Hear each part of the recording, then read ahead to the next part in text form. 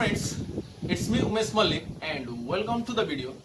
In this video, I am going to do one simple physics experiment by help of which we'll be able to learn one of the basic or the simple concept in the physics. So first of all, we'll do the experiment and later on we'll try to learn or I will try to explain about the experiment. So for the experiment, I have taken one glass and next I have taken one card and the next I have taken one coin. And what I will do here is, over the glass I will put the card and on the card I will put the coin. When I pull this card with the less force, then the coin comes along the card. When I pull the card with the large force, then the coin enters the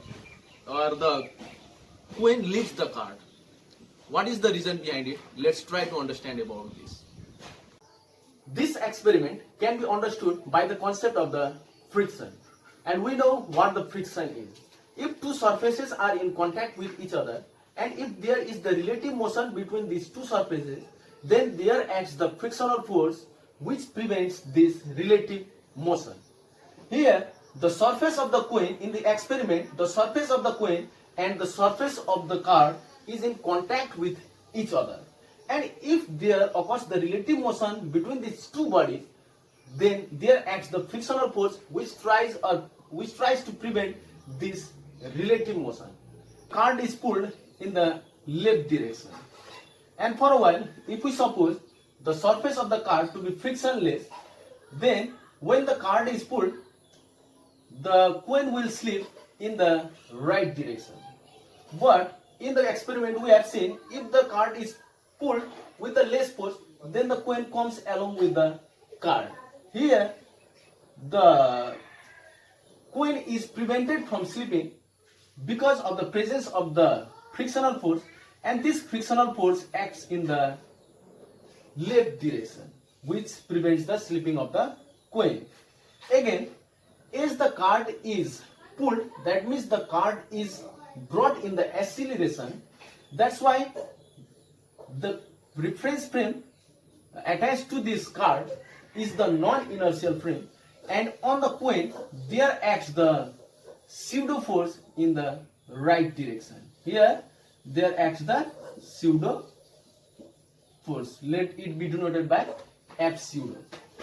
And in the left direction there is the frictional force. This frictional force has the maximum limit or the maximum frictional value, and this maximum frictional value, let it be denoted by Fs, and it is known as the static friction, which is given by mu s n. Here mu s is the coefficient of the static friction and n is the normal force. This normal force is the force exerted by the surface on the coin in the directly upward direction. And from here we can see, if the pseudo force cancels the maximum force, then the coins leaves the card and enters in the glass. If the maximum frictional force cancels the pseudo force, then the coin moves along with the card. Here, that is the reason for this experiment.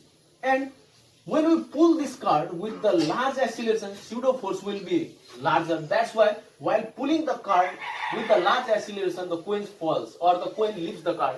Again, when we pull the card with the less force, then that time pseudo force will be less, and that's why in that case the frictional force will be maximum, or the frictional force cancels the pseudo force when the card is pulled with the less acceleration.